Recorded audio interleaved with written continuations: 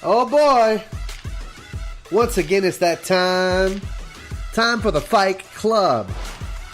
My name is Richie Fike, and I'm a 40-something father of a teenage smart aleck. Genius. Oh, now you're going to claim genius. Well, that's what we've gone with this whole series. Yes, so. well, you're pretty smart. You're pretty smart. AV Honor Roll. Can you tell the people your name? Justice Westerman Fike. Oh, Justice Westerman Fike. Shout out to Craig Westerman. Craig and Sean Denham, two guys that mean a lot to me, and that you were named after one of them, Judah. Your little brother, his name is Judah Denham, and he was named after Sean Denham. So shout out to you two guys. I will never forget what you did for me and for my family. We are starting this episode late on a Sunday night. I'm heading to Nashville for a week tomorrow to write. I have 10 songwriting sessions in 5 days, and I don't have 10 ideas. So we're going to see what comes out of this week. It's going to be interesting to see what the Lord does. I mean, the last one went pretty good for you. So. Yep, the last trip I took to Nashville, wrote a bunch of songs, and I really loved all of them. So looking forward to the week. It's going to be good. But this past weekend, we had visitors. Dun, dun, dun. Dun, dun, dun. We had visitors in the Fike home. We had the extended Fike Club in the house, right? Mm-hmm. We had my mom and dad, Ned and Melissa, or as they're known by you, Grandpa and Honeybee, right? And don't mind the noise in the background. That's just Dana trying to rapidly get Judah to bed, who is not interested in bed at this time. What time is it? It's 10:30, and he's still fighting it. Yeah, so we're you guys are bad parents. Well, he had a long nap today, so he just wasn't. He's not interested in night time yet. But anyway, it's bad when your 2-year-old's running the show. Yeah. But he's a miracle baby, so he gets away with everything. No, that's not how it works. But I talk trash about him when I do gigs, so. I tell everybody, be careful what you pray for. You might end up with a terrorist, right? True. So you guys went to the Astros game, the Astros-Rangers game in Arlington. And was that fun? It was. It was very fun. It was 9 long innings, 3 hours, 25 minutes. What was the score? 4-3. Oh, okay. So that's why you had to stay the whole time. Yeah. Gosh, that sounds... I don't know, man. Baseball wears me out. It's a wearing out sport, and it's like fun to play when it's like MLB The Show, because that game's super fun. Yeah. I don't know if you've played it, but I haven't. Like me and you gotta play it because it's super fun. Is it better than NBA 2K? Yeah. No. NBA 2K18 is not my favorite 2K. Okay. I feel like just weeks ago I asked you what your favorite game was, and you said NBA 2K. Yeah, but I'm saying it's not the best 2K. Okay. So just to be clear, you prefer... Let me just tell you how out of control your brain is. You prefer MLB, but your favorite game is NBA, but it's not as good as it used to be. Because it's addictive. It's an addictive game with many game modes, but MLB The Show only has one really good game mode that I play. So you spend more time on NBA, 2K. But when I want a good, when I'm super mad at 2K because 2K is finessing me, I'm going straight to MLB. What does that mean? It's finessing you. So let's say I'm driving in and I do a step back animation, but instead of that animation, 2K does this thing where the ball will just immediately go to the other team. It's weird. And then also... And it's not because you pressed the wrong series of buttons. No, it's holding down the right trigger and then going back on the left analog stick. Whoa. Okay. And that's supposed to be a step back.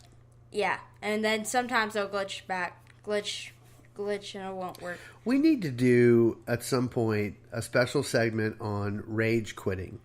And how this whole thing takes place in your life, because you are very much a rage quitter. Well, I'm a rage type of person. Yeah, you just erupt in rage and quit the game and throw it out the window. I don't throw it out the window, but I do admit to this. I get mad at the game and I throw the controller. But anybody that's ever played video games for like more than an hour, you throw the controller? Will throw the controller down. Like onto the bed? No. You throw it on the ground? Yeah. Let me tell you something. If you come to me and say, Dad, I don't know what's going on with this controller, but it's not working, I'm going to know why it's not working. It's because you rage destroyed it. Yeah, when I first got So you better rage, walk yourself to Best Buy and rage purchase a new controller. So when we first got Madden 18, I loved it. But over time, I got more mad at the game. Yes. Because I was like super competitive. Okay. And one time I just we were living in the apartment. Right. I throw with my left hand straight down. And it's the controller where the left analog stick, like when it goes R3, it won't like react. And that's why? That's why. Because you rage destroyed it. I didn't destroy it. Does R3 work? No. I think that it's destroyed, my G. That's what that means. Everything else on it works. Okay, one button. So you need to find a game where R3 is inessential. Yeah, and in Fortnite it's essential. Oh, you need. So I only use one controller. Oh no, that's no good. That's no good. Well, you need to go purchase yourself a new controller. You got some babysitting money that you've been making. You've been doing a great job babysitting. We're getting off topic, but because we were talking about your grandparents coming into town. Whoa! Somebody just blew by in a motorcycle. Okay, we hear you, brother. They were here in town when we Top Golfed on Friday. Your first experience with Top Golf. It was very rage infusing. It was rage. I felt as though there was going to be a moment where you were going to throw the club over the fence, over the net, and try to if I can't get a ball into one of these point systems, maybe I can throw this club into this point system. Yeah. How many points do I get if my 7-iron lands 28 yards away in the hole? How many points do I get for that? 0. I think that I really felt like that was going to happen to you, and so I tried to calm you down a couple times, you know. I was like, this is rage infuriating because I'm getting it down there. It's just you're older and more experienced, and Grandpa's older and more experienced. I have not played golf since I was 12 years old. But you've played before. Yeah, one time, 2 or 3 times. I'm not good. But playing Top Golf, I got to tell you, I feel like I might be a 3-sport athlete. Tennis, basketball, Top Golf. Not real golf. I don't think I could be a golfer, but I think I could be a top golfer.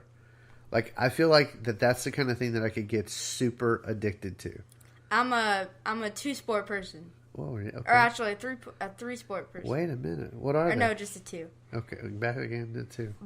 Bowling? No. And football. Anytime that the way that you bowl is by launching yourself 4 feet down the lane. And last time we went and played, who won? Yeah. What kind of a father am I? A generous. That's right. There you go. But I won. I believe there was a song. 4 strikes. I believe there was a song that was written about me. It's called "You're a Good, Good Father. It's who you are." I was like, yes, I am. That's true.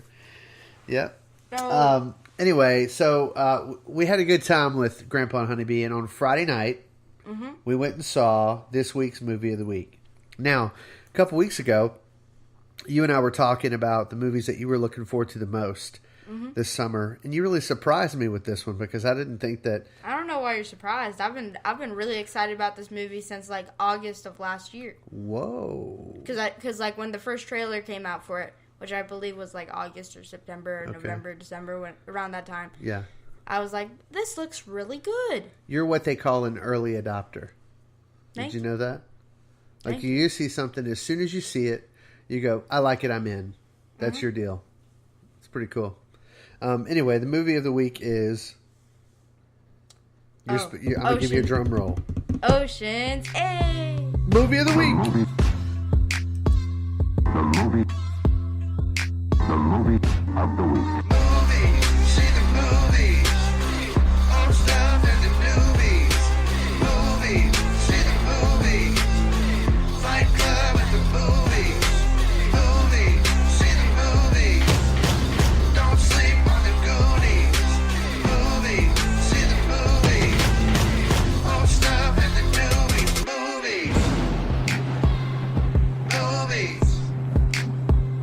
movie of the week. Okay, the movie of the week is Ocean's 8. Now, this is a movie starring Sandra Bullock, Kate Blanchett, Anne Hathaway, Mindy Kaling, Sarah Paulson, someone named Aquafina, who's apparently a rapper. Wait, was she Nineball? No, she was Constance, the thief, the Asian lady. Serious? Yeah, her name in real life is Aquafina. Aquafina. Back at you again. And it's not spelled Aquafina, like the water. It's spelled Awkwafina. That's just stupid. Well, I mean, it's the English language. You can do with it what you will.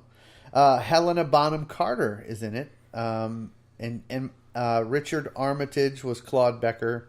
And James Corden, who plays a big role at the end of the movie. Now, the movie is a heist movie.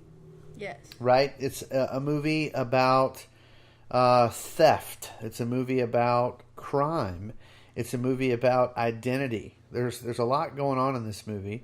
We went and saw it with Honeybee and your mom. Mm-hmm. And your mom and Honeybee had quite the conversation throughout the movie. Did they? Yes, Honeybee is the kind of person that likes to talk all throughout the movie. And so I was glad that there was a filter between myself and Honeybee, and that filter was your mom. Yes. Now, I don't mind when people talk during a movie once or twice here and there, but I have a hard time. I'm trying to pay attention to the movie. Do you know what I'm saying? And you're like, oh, did you hear about when this lady blah, blah, blah, yeah, blah, and what blah, what blah, Honeybee blah. likes to do is she likes to say, I know her. Where's she from? I know. Hold on a sec. Where is she from? And I I'm can't like, hold on a sec. It's a movie. It keeps going. You can't pause it in the theater. If it's at home, you can say, press pause. Okay, now wait a second. He had a mustache in a different movie, but I can't remember his name. Hold on. And then you can look it up. No big deal. But, anyway. So, Honeybee, just want you to know we enjoyed watching the movie. And I actually was cracking up laughing at everything she said because it was making me laugh. And I kept looking at Dana, and she was laughing, and it was funny. But anyway, we're going to give all kinds of spoiler alert right now. Just so you know, if you have every intention of going to see Ocean's 8, you should skip ahead to Boss Moves. We're going to put it... Spoiler alert. I'll put it in the notes so you'll know where to go. But from here on, we're going to just spoil the movie. So, spoiler alert, here we go. All right, Justice. Spoiler alert. First question, as always, what were you expecting going into this movie? What did you expect Ocean's 8 would be? I thought it was going to be a tactical movie, which I have not seen. And I was really excited to seeing a movie where it was not just like all action, let's go, fast paced, but more like slow it down, look at the details, look at how we're going to do it, and then do it. Yeah, and that's pretty much what it was. Yeah. Right? Did it go over your head? No. Like, I at mean, the end of it, were you like, oh, that's amazing. How did they do that? No. No. Because Ocean's 12 and Ocean's 13, you haven't seen those yet. But both of those movies, like, you probably have to watch it 2 or 3 times, honestly, to realize all the little secrets that are happening throughout the movie that they kind of tell you how they did it at the end, but you really kind of like, wait, what just happened? At least that's how it was for me. But this one, I thought, it was like, yep, that's how it happened. Like, at the end of it, there was no mystery to it. It was just like, yeah, this is how we did it, and we did it. And yeah, I felt mostly like it was more like Ocean's 11. Yeah, Ocean's 11 was pretty straightforward. They tricked the audience in that movie because you really didn't know what was going on until the very, very end of Ocean's 11, right? Okay, so give us, if you will, kind of the plot, Justice, of the movie. What happened in the movie Ocean's 8?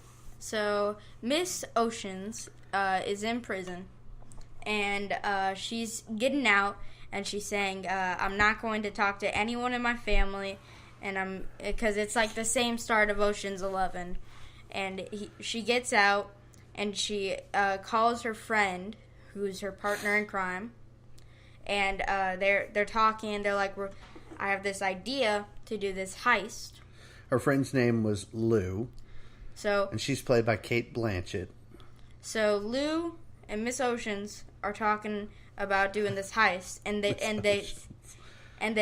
she says you're gonna need like a team of 20 people, and then Miss Oceans, which is like the same line from Ocean's 11. Yeah. No, we only need 7, which turns out to be 8 because you add in the actress. That happens later.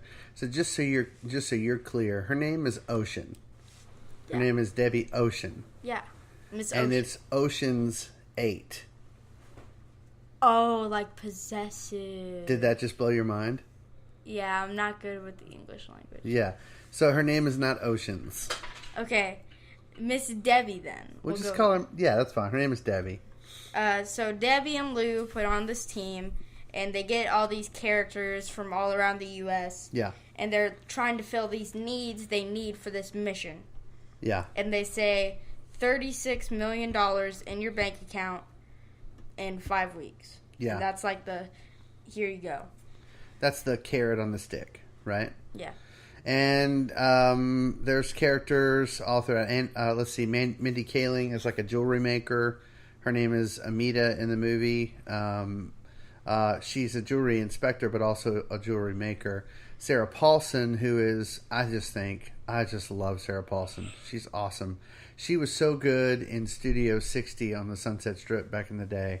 And she's really become quite the star. She won an Emmy for The People vs. OJ. She's really good. Anyway. I didn't even know she was in that. Yeah, she played Marcia Clark in that show. Anyway. I need to go rewatch that. It's a good show. Sarah Paulson, she was the suburban mom that had like all the blenders in her garage. And then there's Aquafina, who plays the thief. There's Rihanna, who plays Nine Ball. Wait, that was Rihanna? That was Rihanna. No way. For reals. Yeah. I did not know that. That was Rihanna. Maybe that's why I thought she did really great. I actually think she was the best part of the movie. She was the best character by far. I liked her a lot. Spoiler. And then Helena Bonham Carter played the fashion designer. And then, so those are all the people that Miss Ocean recruited, right? Yeah. So she gets a crew together, and they are gonna. What are they gonna steal? They're gonna steal this pure diamond. Is it diamond? Yeah, it was diamonds. Pure diamond necklace that is 6 pounds and is worth. They said $150 million. Yeah, $150 million necklace. And they're gonna do it at this banquet that happens every year, the Net Ball. The Met Gala. Oh. Sure, the Net Ball. Let's call it the Net Ball. Okay. That's the episode? Okay. That's the name. Hashtag Netball. Hashtag the Netball. I got several texts this week about Buck Nugget. I have to tell you that people lost their minds this week about Buck Nugget. I think it has to be a catchphrase now. Yep, well, it is. Buck Nugget. Yeah. Hashtag Buck Nugget. So now we're at what'd you say, the Netball? And they're announcing this so they're announcing the celebrity that's hosting this ball or whatever, it's gallery, right. Whatever you want to call it. Exactly. And that's when Anne Hathaway gets involved, and her character's name is Daphne Kluger, and she's kind of like a celebrity. I kind of think she's maybe kind of she's an actress, and she's a model, and she's annoying, and she's full of herself, and so they make Anne Hathaway their mark. That's who they're going to use to steal this necklace. Yes. Right. And they use it by making the dresser, whatever that. The designer. The designer. Right. So they get her to do this lady that Miss Gaffney is jealous of. Yes. And then after that, she wants her to do it. So when they're doing it, she says, we're going to use this European necklace that's 6 pounds of pure diamond. Whoa. Also known as the thing that they're trying to steal. So they go to this European place, and they say, okay, we got to steal this. Yeah. But what we're going to do is say that, oh, we're using this for the banquet, so she can have it. Yeah. So they do that, and they're like tentative, and they're like, we don't know. And they're using like spy glasses, and there's all kinds of drama going on. And meanwhile, they're 3D printing a cubic zirconium necklace that is identical to the necklace that they're going to steal. And also, for 3D printing, it's not that fast. It would take like at least a month to print something like that. Maybe. I don't know. I mean, all of a sudden, randomly, they've got a 3D printer They've got the most expensive 3D printer ever. Yeah, I thought that was a little cheesy and a little unrealistic, but I think it was like cool, but it was like also like it's like out of the price range. You know, I mean, we can get into the rest of the plot. I mean, I'll just kind of make it shorter just so we can get there. They put together the heist. They frame a guy. The guy that had put Miss Ocean in jail initially is the guy that they end up framing for the crime. James Corden comes in, and he was actually great in the movie. That the insurance adjuster guy. James Corden comes in and figures out they must have known something, but he can't prove it because they put holes in the security system. And Debbie Ocean is on camera for the entire heist, not stealing anything, right? And so they're like, well, it's not her. It must have been someone else. So they get away with it, and at the end of the movie, Debbie Ocean shows up to Danny Ocean, who's George Clooney. Danny Ocean's kind of funeral lot, and drinks a martini and says, "You would have loved it." And Did you realize that there wasn't no death thing on there? Yeah, I don't remember. I guess we have to go back and watch it, but I don't remember in Ocean's 13 Danny Ocean dying. I think what they're trying to say is he's still alive. Yeah, that's what I'm saying. I think he framed his own death. That's my theory. He may have. There's going to be an Ocean's 9 probably. Surely. And then an Ocean's 10. Yeah. That's going to fill out the sexillogy, octagon, whatever. You know, who cares? And then that's going to be like, oh, this is a full series now. Yeah. So that, I mean, okay, so they get away with it, yada, yada, and I yada. bet you in either Ocean 9 or Ocean 10, he's going to come back and he's going to be a villain. Well, I'll tell you what. An actual really bad villain. In my opinion, they needed him in this movie. They did. Because I got to tell you, and I don't think this is sexist, because I genuinely wanted to like the movie. But, man, Brad Pitt and George Clooney are so much more charming and, like, fun to watch and funny, and, like, the way they interact with each other, I don't know. I think it could have as much been about the fact that Steven Soderbergh directed Ocean's 11 and he just kind of produced this one. He didn't direct it. Oh. It could have as much been about the direction of the movie as the characters. Because I've loved Sandra Bullock and I like Cate Blanchett, but I'm sorry, Brad Pitt and George Clooney. It's pretty hard to match up to. They just don't. This movie doesn't measure up to me, to any of the other Ocean's movies. It's good. And you know what else, too? Maybe I'm starting to be more of a prudish kind of, like maybe this is the dad in me kind of a thing. But I didn't pull for anybody in the movie. I like pity pulled for her, for Debbie Ocean, because she went through this and she was framed for doing this but she gets out of jail and like immediately goes back to a life of crime. Like in the first scene of the movie, she confesses, "Hey, you know, I just want to have a simple life. I don't want to get into crime. I got around some bad people and made some mistakes. I don't want to do that anymore." They give her parole. She gets out, and the first thing she does is go to like a department store, and she takes all these like little random pieces, walks up to the counter, and says, "I need to return these." And the lady says, "Do you have your receipt?" "No, I don't have my receipt. I just need to return it. They're brand new. They've not been opened." "Of course they're not been opened because you just stole them." And then the lady's like, "Well, I'm sorry, we can't do that." And so she says, "Well, can you at least give me a bag so I can walk out of here?" So they give her a bag, and she puts all the stolen goods in the bag and walks out the store. And then she proceeds to It reminded me of the ending of Ocean's 11. And then she goes to a hotel and steals a hotel room and takes a bubble bath, and we're supposed to be like cheering for her. I don't understand. Like it didn't resonate with me. There was no like, I don't know. Maybe I'm just getting prudish, but I had a really hard time. I wanted them to get caught. I wanted them to fail. I didn't want them to win. Well, Did you have those thoughts ever? No, because I was into the movie and I was like, all right, yeah, let's go. But I was like, man, that's feeling. I mean, like, you're not supposed to root for them, but like, it's like, okay, it's a movie. That's the thing. I think you are supposed to root for them, and I just sat there going, what's going on with America? This is America. I literally was thinking that, like, what are we doing? Like, Childish Gambino is a prophet. You know what I'm saying? Like, what's going on here? Why are we pulling for these people? Anyway, so those are some of the thoughts I had. So, honestly, I had a hard time with the movie as we watched it. I don't know about you. Obviously, you didn't think that way.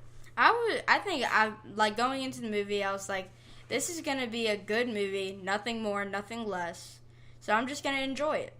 It's a good movie about just good-hearted criminals stealing from other, genuinely honest people who did nothing to earn this theft. Other than stealing other things. I have something you want, and therefore I should pull for you because you're going to take it from me. Like, I just don't... I don't know, man. I had a hard time. Like, at least with Ocean's 11... George Clooney wasn't just trying to steal money from the guy. He was trying to get back at his wife. He was trying to get back at the guy because that guy had stolen his wife from him, right? And so at least there was like, I want Danny to get his wife back. You had that feeling, right? And in this, it was like, oh, okay, so... It was a revenge plot. We're supposed to cheer for her to get revenge on this guy? Who we don't know. We don't know or care about? I don't know, man. I just didn't... Anyway, all that said... I feel like how they should have started the movie this way, like doing a prologue to it, with her and him being like, yeah, and then him, and then her getting framed, and then 5 years, 12 days, and like whatever seconds later. Sure. And then it's just her in that, and then you do the rest of the movie. Give me a reason to pull for you. That's what I'm saying. If they added that in, I would have been like, oh yeah, I have an actual reason to root for her. Yeah.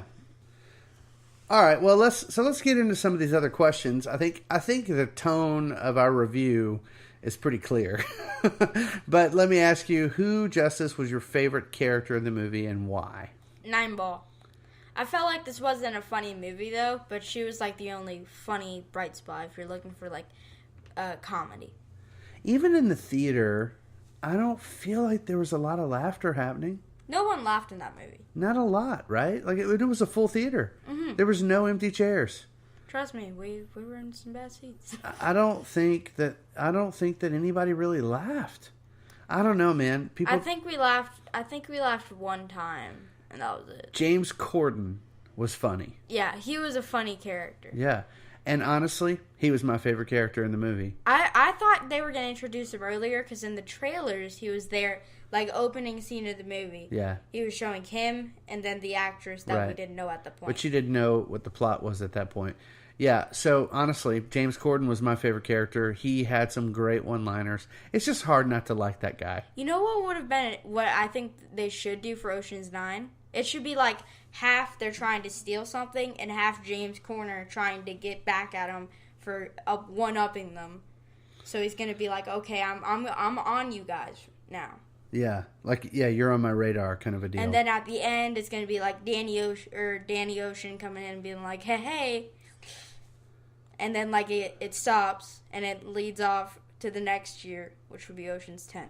You got this whole franchise plotted out, man. It's incredible. I mean, I really liked the movie. Okay. It wasn't the best movie of all time, but it certainly was one of my favorites. Well, what was the best scene for you in the movie? Probably the moment when they're like, we're not going to be the prime suspects. That for me was like, yeah. What do you mean? I don't remember that part. So it was like they were on the train and Debbie was monologuing, and I was like, yeah, I'm into it, and I was like on the edge of my seat. Yeah. That was my favorite part. Okay. All right. I don't have a favorite scene in the movie. I'm gonna give this movie a super low grade. Spoiler alert to what's coming. I just didn't. Man, had a hard time with this one. I probably like the scene where James Corden is sitting at the diner with. That was a good scene. Or I did like when he was in that guy's apartment, and he was like, "You have so much going for you. You have this great apartment. You have 2 of these things." Yeah, that was the one time we all laughed. People laughed in that moment, right? James Corden was the funniest part of the movie. Anyway, I like that.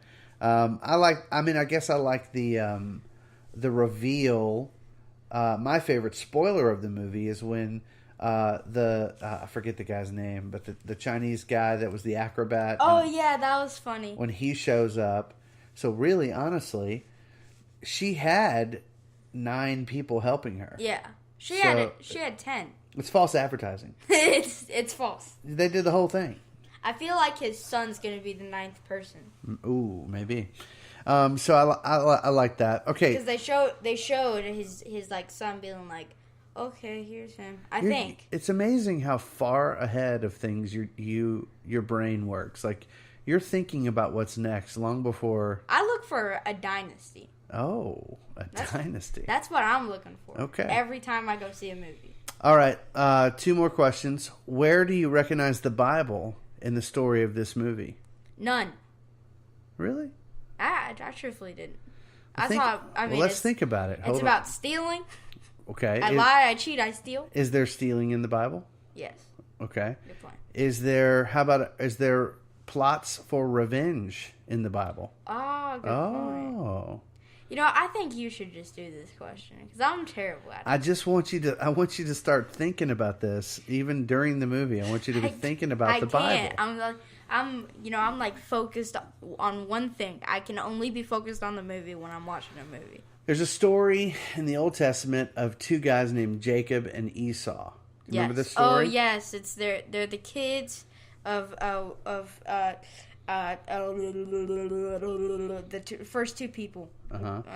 And then one of them gives this wonderful food, this the first lamb, the most wonderful lamb in his area. It was like a hearty soup, a hearty stew. Yeah, and then the other kid gives him the worst. He says, "I don't care."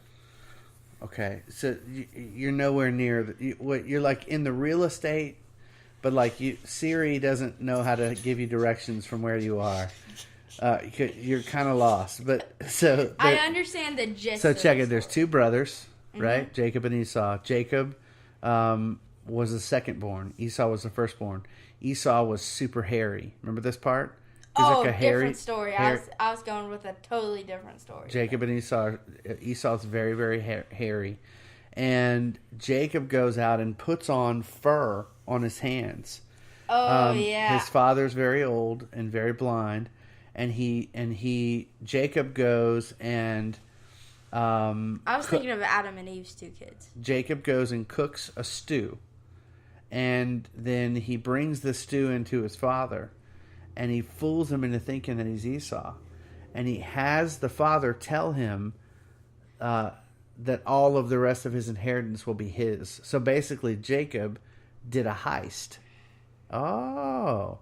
He did a heist in order to steal from Esau. Wait, but his mom wanted him to do that. So, when you think about it. Right, but my point is, in the Bible, there are stories of theft, deceit, stealing, and even to the degree of like putting together elaborate plans in order to steal. So this is nothing new, you know? I lie, I cheat, I steal.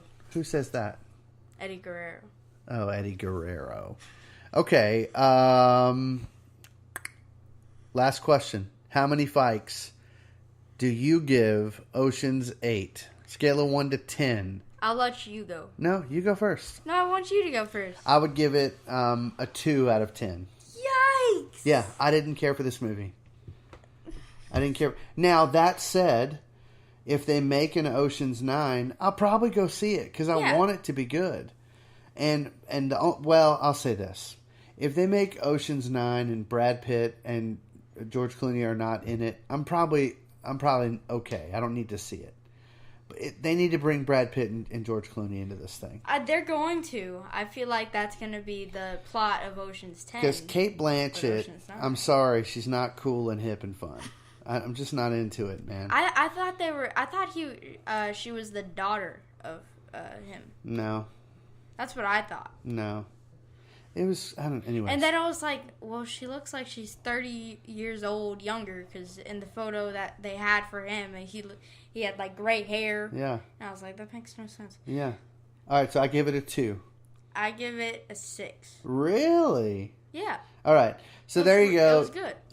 So to our listeners, Justice really liked the movie.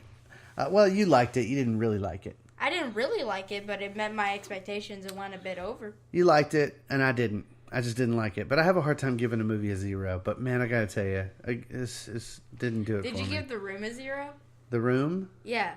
No, but I'm going to tell you what movie. So on Thursday night, this is just super rando, but on Thursday night, me and a bunch of guys from work, we went and saw a movie called Hereditary. Not only is it the scariest movie I've seen in a very, very long time, this is a spoiler alert, but I feel like I'm doing a public service announcement right now for the listeners. Mm-hmm. I had no idea that movie was about satanic worship. What? Yes. The movie is about worshiping Satan. Do you not do it? I'm not joking. The very last scene of the movie, and I hope this spoils it so bad that you don't go see it. I hope that I'm helping you by not... They literally say these people are like gathered around the ultimate bad guy, and they say to him, "We reject the Trinity and we worship you, oh great Prince of hell." Like, and I was like, and then that's the end of the movie, and I was like, "You've got to be kidding me." Were you rooting for them too? Well, no. You're rooting for evil to lose throughout the whole movie. You just didn't know that the evil that was in charge of the whole deal was literally Satan. It was Satan. It was Satan. Satan. And I was like, well, how come nobody told me this before I got all excited about seeing... Like, I don't mind if it's like an evil spirit or like a ghost or something. That doesn't scare me or bother me. But when you bring Satan into the thing, I'm out. I don't want a part of this. Like, I had to repent after that movie. I was like, forgive me, Jesus. I'm sorry I used my movie pass on this. I'm sorry, Lord. Anyway, so... with all of that said, it is now time for us to do two things. Number one, to say farewell to the NBA season, the 2017-18 season, and to spend a little time speculating during our next segment, which is... Boss Moves. Boss Moves. Boss moves. We need bacon. Boss moves. We need bacon. Boss moves. We need bacon. Boss moves. Boss moves.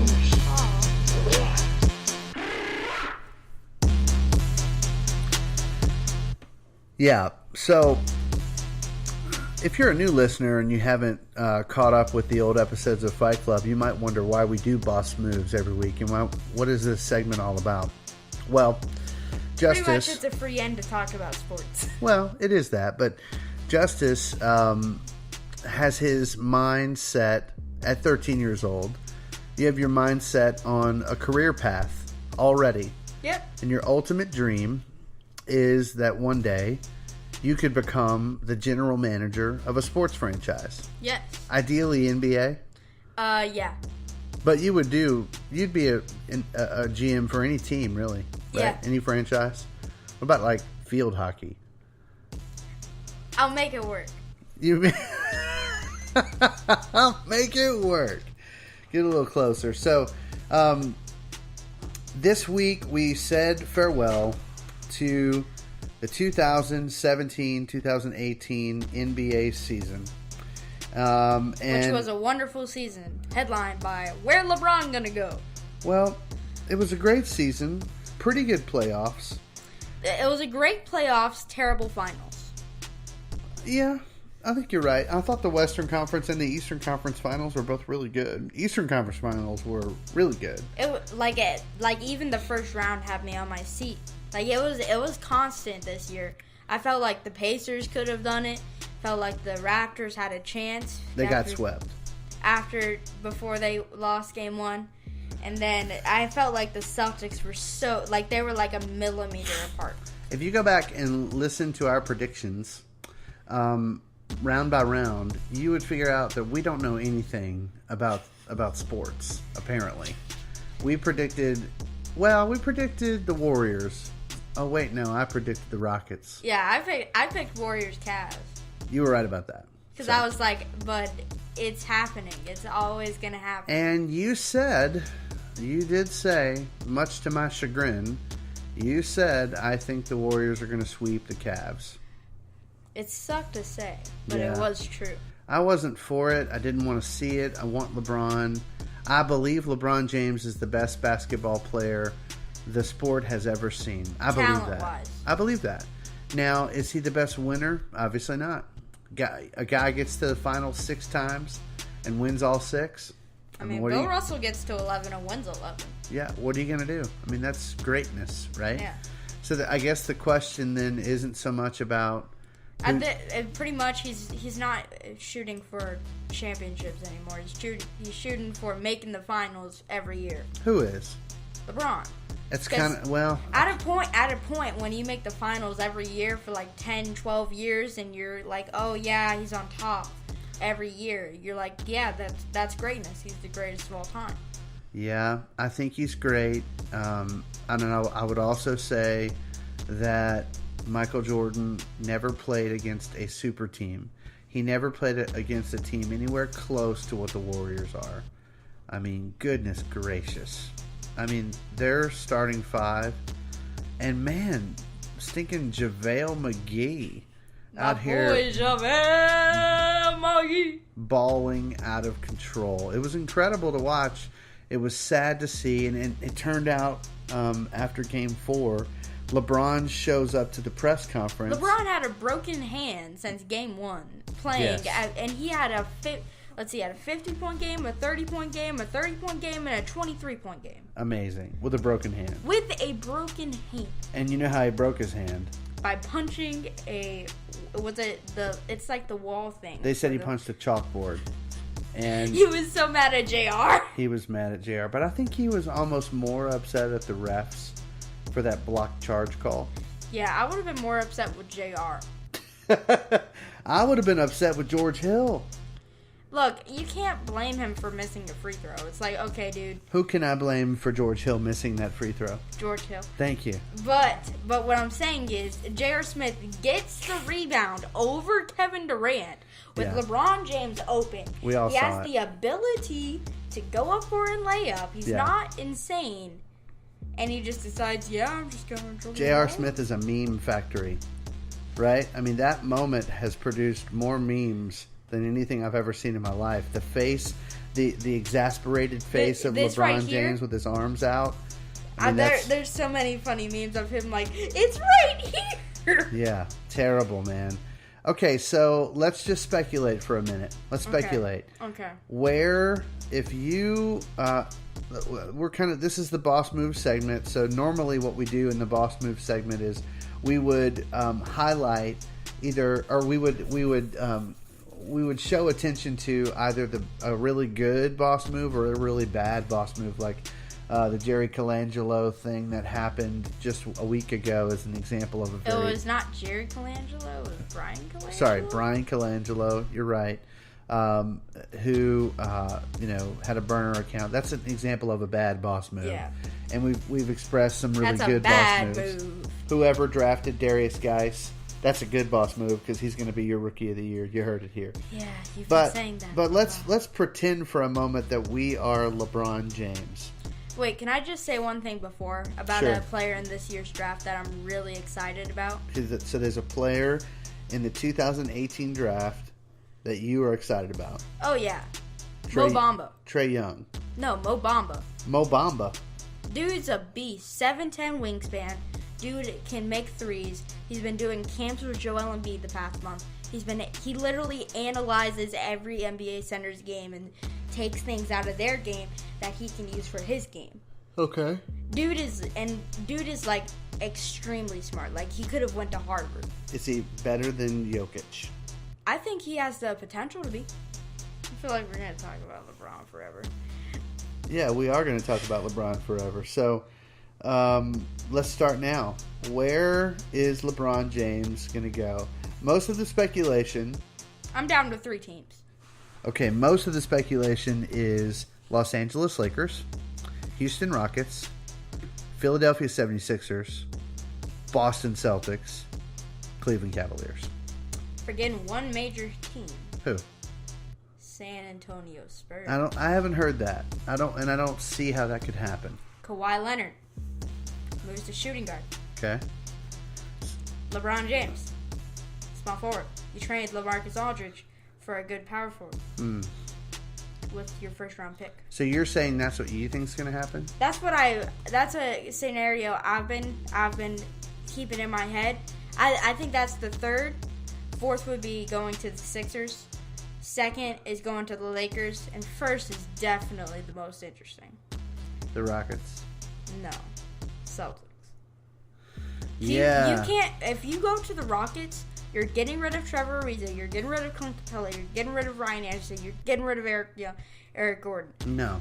Yeah, to make the cap work, you have to.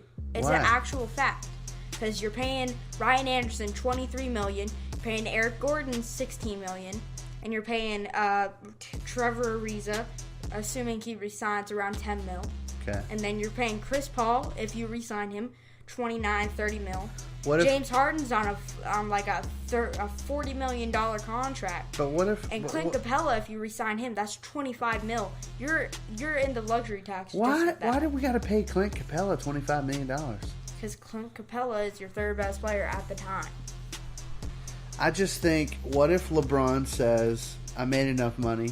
I'm still making Nike money. I've won 3 championships. I want more than Jordan. So I'll take the league minimum. And he convinces Chris Paul to take the league minimum. And those two guys work together with James Harden to beat the Rockets. To beat the Warriors. Because that's the thing. First of all, that's insane. If like you said earlier, that LeBron, in your mind, has decided that it's good enough just to be the best team in the East and then lose in the finals. I think he hasn't said that, but in his mind he's like, man, I feel like if I keep at this rate and I keep going to the finals for 11, 12, 13 straight years, yeah, I'm going to be considered the best player just because of the sure amount of times I've been to the finals. I don't know, man. Jim Kelly went to the Super Bowl with the Bills 3 straight years and lost all 3. 4. And you never hear anybody talk about Jim Kelly as being one of the all-time great quarterbacks. I think you got to win. And I just think I think LeBron's going to have... I think he's going to win a couple more in his span. I'm just saying right now. He's been in the league 15 years. How many more years can he play? 23 at the minimum. You think LeBron James is going to play 23 years? He's going to make the team that had... He's like in 2024 when his son comes into the league, he's saying, bring my son to this team. I'm playing with my son for 2 years. No, that's not 23 years. It's 2018 right now, so that would be 5 more years. At the minimum, that's what I'm saying. Yeah, I think he's got 5 years left. 5 solid years left. Yeah. So that's what I'm saying. Like he's gonna be playing. He's gonna be playing for long. And all I'm saying is, if I'm LeBron, I want to go somewhere not where I can just win the East. I want to win championships. And that's the Celtics. I think the Celtics have the best chance of becoming the next dynasty in the NBA. Oh yeah, I truthfully think get rid of Gordon Hayward in the deal. What? Or Kyrie Irving. Doesn't matter. They're not gonna. Yeah. That's the thing. It's like such a weird situation, but it's like I want to believe yes, but I want to believe I don't know what to think, but I want to say yes. You think the Celtics would kick Kyrie out the door in order to have LeBron James? I mean, did you see Terry Rozier that playoffs? Scary Terry. Scary Terry. I mean, he's fine. That's what I'm saying. I feel like that team's too good to be like it's the Spurs. You know what I mean? Like they could have kicked Tony Parker out and they would have been fine. Okay, so your pick, what you believe will happen is The Lakers. what? After all of that, you're gonna go with the Lakers. My hope is the Celtics. I know LeBron, I know LeBron through fake relationships he's going to the Lakers. You believe it? I sadly do. I wish he went to the Celtics. And who's going with him? He's going with Paul George. Okay. They're going to trade Brandon Ingram. And For? I don't let's see. They'll have two small forwards. One will move to shooting guard. What if they could get C.J. McCollum or Damian Lillard? I mean, that's a genuine proposition. Or they could go get a hometown child, DeMar DeRozan. I don't believe in him. I don't either, but I mean, like, it's sort of like a Lakers, you choose what you want, LeBron will build the team.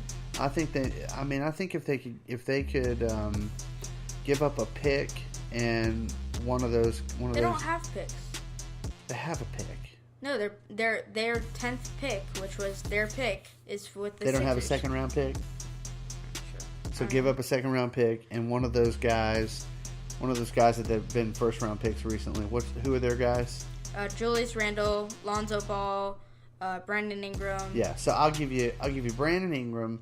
And they already traded Russ. I'll give you Brandon Ingram and Lonzo Ball and a second round pick for Damian Lillard. I would accept that. So now I got Damian Lillard, LeBron James, George. DeMarcus Cousins, Paul George. That's a squad. Yeah. That's a squad, dude. I mean, you got some that's a characters. squad. You got some knuckleheads on that team. I mean, LeBron's going to have to be a leader. And He is I'm a going to be leader. honest. I've not seen him be a leader. But see, dude, I'm going to tell you right now, Damian Lillard is a killer. Yeah. He's a straight up killer. He's a Kobe Bryant-ish killer. What if they instead go out and trade Brandon Ingram, Right. Lonzo Ball, Right? OKC starts the rebuild, Okay. and trade Russell Westbrook Whoa. for Lonzo Ball, Brandon Ingram, first round pick, and second round pick for the next 3 years? That'd be crazy. Would you if you're OKC, do you accept that? Do you say Brandon Ingram's going to be the I don't future and think Lonzo's so. going to be the future? I don't think either of those guys has the word future anywhere written on them. Brandon Ingram's pretty good. He's pretty good, but it's like what Jay Felker said today about the coach from Oklahoma City, and how he said that most coaches come into the game hoping that their best player shows up, and that Billy Donovan never wonders if Russell Westbrook will. He always knows that he will. True. But you can't trade that. So anyway, I mean, the front office doesn't. I'm just gonna put it out there into the world and hope that it comes true. This Are you is ready? your dream scenario Now, that'll never happen. I want you to know, people, I am 100% a Denver Nuggets fan. That is my team. However, Your second team is the Pelicans. if what I'm about to present to you were to happen, I would have to have dual allegiancy. Okay? Okay. So What would happen if they met in the playoffs? I would just, I don't know. You would just enjoy it. It's a win-win. It's like, I'm just gonna enjoy it. Yeah. It'd be like if you were the starting center or right guard for Alabama Crimson Tide, and LSU is playing against Alabama. You would root for LSU. I'd be pulling for I know LSU and hoping that you don't get injured. I know you. If I committed to Alabama, you would support me for every game except the LSU game, and you would be full on LSU. I'd wear your number in purple and gold. Yes. Yeah. Anyway. And I would be like, thank you. Yeah, you'd know what it is. So I would understand you. yeah. Anyway, I'm hoping that LeBron goes and plays with AD, Drew Holiday, and they become a fearsome threesome. I just want you to know, Drew Holiday's on a 24 through 20 for the next 3 years, 24, 25, $26 million contract. Great. Terrific news. That's a terrible There's something called the contract. luxury cap or whatever it is. Luxury tax. Luxury tax. And Pay it, Pelicans. You think the Pelicans wouldn't pay the Pelicans luxury? owner is dead. Somebody's still running the place. If you're the GM, hold on a second. You're the GM of the Pelicans. You have an opportunity to have LeBron James. Are you willing to pay extra millions of dollars to have LeBron James on your team? That's not up to me. That's up to the owner. Okay. You talk to your owner. He says yes. Are you willing to do it? Yeah. 100%. This is what I'm trying to tell you. So look, they let go of DeMarcus Cousins. Maybe they do a sign-and trade. Maybe LeBron and DeMarcus do sign-and trades with one another. DeMarcus goes to the Cavaliers. And now LeBron goes to the Pelicans. LeBron would just opt to his player option then. And they pick up Paul George. That's impossible. No, don't say impossible. This is the thing. Don't say KG. Nothing is impossible. Anything is possible. The whole point of this is that somebody is going to have to make a sacrifice to beat the Warriors because they got too much talent and they're too good, and everybody can't get paid and beat the Warriors. Okay, that's what I'm trying to tell you. All right. Somebody's got to decide. I'll take less money to beat those suckers. Somebody's got to do it. I feel like there's just like some teams gonna be like, we're getting rid of everybody. All stars just come here. All the all stars will pay you $5,000. We'll pay you $5 million each for each one of you. Yeah. And generous. all you have to do is beat the Warriors, and all of you get. And there's no competition. Everybody's getting paid the same amount. We're all equals on this team. Come on, you know what I'm saying? This is a super team, and we're not going to let the Warriors one-up us. This is why I will never be a GM. I mean, I understand this. For me, though, that's why I am going to be a GM. I know you're right about all this, but I'm just trying to tell you that, like, something's got to give. The system right now is in disarray because I don't see who's going to beat the Warriors. You know the reason why this all happened? Well, tell me. 2016 offseason. Yeah. Everybody got paid. Right. Like, seriously paid. For reals. Because the cap went up. Right. After the 2016-2017 season, cap didn't go up. Yeah. So it went down. Uh-oh. So that's why we're in this epidemic. Great Depression. We're not in a Great Depression. It just went down. Like, basketball depression. We were at a 104. Minimal depression. Going into the 2016. Now we're down to a 96 mil cap. A downturn. So we're at 100 mil cap for each team. And then going into the luxury tax, you're at 120K. You're making my brain hurt.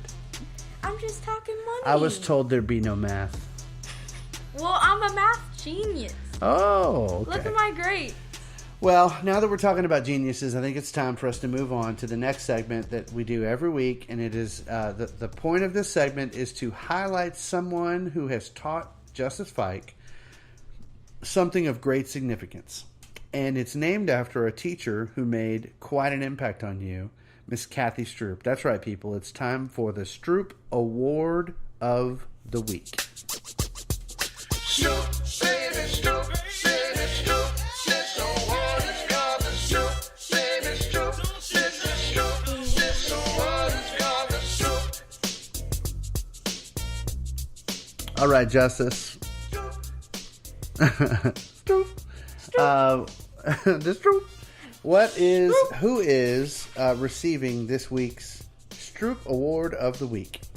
This week, it will go to a special part of my family, which we've already talked about on this show, and that is Miss Melissa Fike. Hey, all right. How about that? Okay, now, so to the listeners, you may know her name, Melissa Fike. You may know that she, in these parts, is known as Honeybee. Judah calls her B. B? B? Mm-hmm. And so why, pray tell, Justice, is Honeybee receiving the Stroup Award this week? So this week, when she came in, she was super nice and taught me a lot of things about what has been happening in Baton Rouge, but that's not the main reason. The main reason... Like what's been happening in Baton Rouge? Just about like how her life is and stuff. You know, like how people are doing. And then also, she was talking about, to me, we were talking on the way to the game, and we were just having genuine conversation, and she was talking about how the Astros were doing. I did not know how the Astros were doing. Apparently, Seattle was in first place. Didn't know that. No idea. So, other than that, the main reason is because when she left, she sent a great text to me, encouraging me, saying I'm doing great, I'm doing fantastic because God has given me the right things to do. And I was very happy that she said that because it was super nice. And the truth is, you really are doing very well. Thank you. We got in the mail today a little certificate that says that you were honor roll for the spring. Yeah. So give it up. Come on, everybody. Give it up for Justice Honor Roll. And you remember from a couple weeks ago, or was it months ago? Month and a half, yeah. I was not doing that well. Whatever the opposite of the honor roll is, the dishonor roll. Dishonored roll. Yes, that's where you were headed, and you fixed it. So, anyway, we love you, Honeybee. Anything you want to say to Honeybee? Because we know she's listening. Thank you, Honeybee. She for might the be cake. The yes. cake was fantastic. Cake was good. It became the Leaning Tower of Cake, right? The Leaning Tower of Cakes. It was good, though. Yeah. All right. So, Honeybee, we love you. Thanks for the way that you've invested in our family, invested in me, invested in my boys. They love you. They love their Honeybee. So without further ado, we'll get on to the last segment of our show this week, and that is the question game. And I have a question for everybody here tonight. Asking all these questions, why you asking all these questions? Asking all these questions, why you asking all these questions? Asking all these questions, why you ask so many questions? And let me ask you something. I got a question. All right, these questions keep rolling in. Let me go to a question from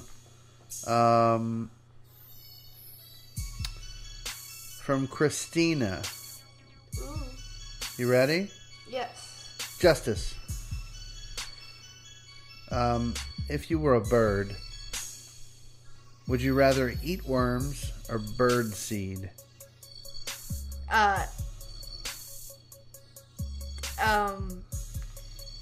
Can the answer be neither? Nope, you have to choose. I guess birdseed, because it's sort of processed. Well, I mean, to me, birdseed would kind of almost be like sunflower seeds. I eat sunflower seeds. Yeah, I mean, I think they would not taste. They would be okay. But I think better than worms. Worms probably give you more sustenance. I don't want to eat worms. I saw this YouTube video this week where this guy is like this Chinese guy, and somehow a leech got inside of his nose. No, stop! Yeah, stop. So they've got his nose propped open, Stop. right? And they've got these two forceps, and they reach inside of his nostril and pull out. They pull out a leech, dude. It was like a solid 9-inch leech. Why are you telling me this? Because you got to watch out for leeches. They're out here. Wait, what? I had a tick on the back of my neck. Yeah, you did. Didn't Mommy think it was like a zit? Well, she said it's either a mole or a tick, and we don't know which one it was. Yeah. And I said, well, put some fire on it. So we took it to the emergency room because I don't know how to take a tick off. And all they did was they just heated up with they had these little forceps and they heated them up real hot. And they put it on that tick and he wiggled. I said, it's not a mole. So they took it off. Yeah. Yeah. That was a weird day. I was like, what is this on the back of my neck? Ticks happen in Colorado, though. It's kind of a normal thing. Here, I've never had a tick since, so. Okay, let me ask you this question. Are you ready? Are you ready for this question? I have a question. I got a question. Okay, I haven't. Let's see. Would you rather? This is from Chad Jackson. Okay, Chad says, would you rather have to get in all fours and bark every time you met someone, or lick their face every time you met someone? So, okay, just picture it. You're I don't want to picture it. You're at church on a Sunday, right? And somebody Hi, walks nice up. to meet you. Somebody walks Bark, up to bark. you. They say, "Hello, my name is Jim." You immediately drop to all fours and go, "Woof, woof, woof, woof." Right? Charlie just woke up when I did that. Or they say, hello, my name is Jim. And without saying a word, you just lick them on the face. I want to do the licking part just because that seems funny. That's gross, dude. You're out here licking people. You can't be licking people. But it's funnier than the bark bark. I don't know, man. I think I'll choose the bark. I'm going to go with the bark because that seems more explainable. I don't think either one of those is super explainable. I mean, the licking thing is like sort of like just stupid. Yeah. But it sounds funny. Okay. Here's a question that's been asked by multiple people. So I guess I'll ask it because literally we've gotten this question about 6 times. You ready? Okay. Would you rather have toes for fingers or fingers for toes? Obviously fingers for toes. Because then I can, like, I don't know. So now you've got toes on your fingers. Oh, I thought you meant the fingers on my... Oh, I guess that's right. So would you rather have 20 toes or 20 fingers? 20 fingers. Sure, because then that doesn't really damage your life that much, right? Because big deal, people will figure out a way to make Nike Air work with fingers. It'll be like Nike Air, just do this a bunch, like this. You could just like poke 4 or 5 little holes in the front of your shoe so your fingers can hang out. Yo, that would be great. That's so weird. So I used to watch, on Disney Channel, they have like the movies, and there was this movie Spy Kids, and there was just like there were like these characters, and they were called like thumb men, and they were just thumbs. Yeah. Just like thumbs walking around. Okay. It's weird. Chris Fowler is asking, I think what I think is actually a pretty embarrassing question for both of us. But who, Justice, you're 13. Mm-hmm. So the question is for both of us, and it is this: at the age of 13, who is your celebrity crush? Ooh. Whoa. I know your current one, but who's my current one? Serena Williams. That's true. Serena. I love you, Serena. I hope you're listening to this. My wife has told me that if I ever meet you, that it's okay with her if I flirt with you. So, I'm not saying I would. You're gonna go to the U.S. Open. Not and just saying I end up would. flirting I think if I saw Serena, I would get really like sweaty, and I would just be embarrassed, and I'd be like, "Hey, Serena." Hey, I just want you to know he was fanning himself while doing that, yes. but you couldn't see that I was fanning myself because we're viewers apparently and not watchers. I just think Serena is the fiercest. But at 13, I gotta think back. You go with yours. Who is your current celebrity crush? Meghan Trainor. Really? Yeah. Meghan Trainor? Yeah. Tell me why. I just like her music. Okay, that's it? I like her personality, and she seems like a nice person. She is feisty. I love that song, "I'ma Let You Be Right." Yeah, that's like my that's the song that comes up most on my playlist. I don't want to fight tonight. I'ma let you be right. I like that. That's cool. I like Meghan Trainor. I think at 13, I was in love with Kelly Kapowski. No idea who that is. The real OGs that listen to this show know who Kelly Kapowski was. But I will say, I had a little secret crush on Lisa Turtle. Listen, if you know what I'm talking about, by the way, you don't know what I'm talking about. You need to show me pictures. You have no idea. When I say the name, how about Zach Morris? Sort of, not that much. How about AC Slater?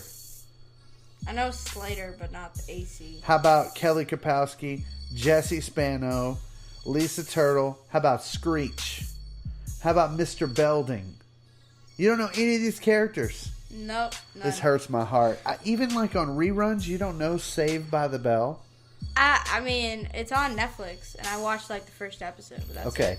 So and I was like, I don't understand this. So Zach Morris's girlfriend was Kelly Kapowski. She was the brunette on the show, super super cute. But the one that I was into was Lisa Turtle on The Real. Like I had a sneaky crush on Lisa Turtle. That's just sad. You have a crush on a show, on a character from a TV show? Well, I don't actually know the actress's real name. Oh. I just know that, like, you know, if I ever met Lisa Turtle, she and I would fall in love. Okay. Yeah. Keep dreaming, kid. Keep dreaming. What would happen if you met Meghan Trainor? I would say I'm a big fan of yours. Good job on your music. And keep going. Would you shoot your shot? No. Do you know what I mean when I say shoot your shot? I know. You're telling me you wouldn't make any kind of move on Meghan Trainor if you had an opportunity? No. What if you were like, how about this? You're stuck in an elevator with Meghan Trainor. The elevator's stuck. It's broken. You're in there for hours. You're telling me that there's not a moment while you're in that elevator where you wouldn't say, hey, I just want to tell you, I think this is super random that we're in this elevator together, but I've got kind of a crush on you, and I have for a long time. No. You wouldn't tell her that? I'm not that type of person. I like to wait it out, wait for the right moment, then strike. That's your strategy. I'm like a shark. I like sleeve. I'm like, fight. Shoot. I'm weaving through these streets. Ooh. All right, well, watch out, ladies. Justice the Shark is coming for you. You never know when he's going to strike. All right, well, with that said, it has been a terrific and a fun episode of The Fight Club. Long. Do or don't go see Ocean's 8. We don't really care. I would say do it because there's probably going to be a sequel. And then when it comes out and it's a great movie, you're going to be left out. Okay, that's good. That's good wisdom. Also, next week we have a very special Father's Day episode with my father. Yes. Yes. And my father. And your father. And your grandfather. He's a very special guest. You know, Yes. He's never on this show. Have you thought about what you're getting me for Father's Day? No idea. What? Hey, I have 5 days. You're in Nashville. I'm fine. Yeah, I need you to dream big, dude. What? You want the new Air Jordans? I don't know what I want. What I want is to be considered and thought about and loved and cared for. Hey, if you give me a list by tomorrow, No. I will buy you one of those things on the list. All I want for you to do is think about how much you love me, and commensurate to that level of love is the level of gift you should get me. Okay, but don't check your Amazon. Don't check my Amazon. Yeah, because I'm probably going to order off Amazon. I'm too lazy to go outside. You can order it off of your mom's Amazon. I don't look at her Amazon. Mommy doesn't have an Amazon. She's got Amazon. Are you sure? Oh, yeah. Okay. Yeah. All right. Well, with all that said, and the bartering and the begging for love that I'm giving, it's been a really great episode. We appreciate all you guys that send in questions and thoughts. Keep them coming. Email us at thefikeclub@gmail.com. You can Instagram and Twitter us at @thefightclub. We want to hear from you. As always, there's only one rule in regards to the Fight Club, and that rule is... Always talk about the Fight Club. That's right. Always talk about the Fight Club. Tell people that you know you got to listen to these crazy people. They say LeBron's going to the Pelicans. Well, they don't. I say that. But anyway, we'll check in with you again next week. Have an awesome week. Hope you're enjoying your summer. We'll talk to you on Father's Day next week. With all that said, we love you guys. See you next time. Peace. Peace.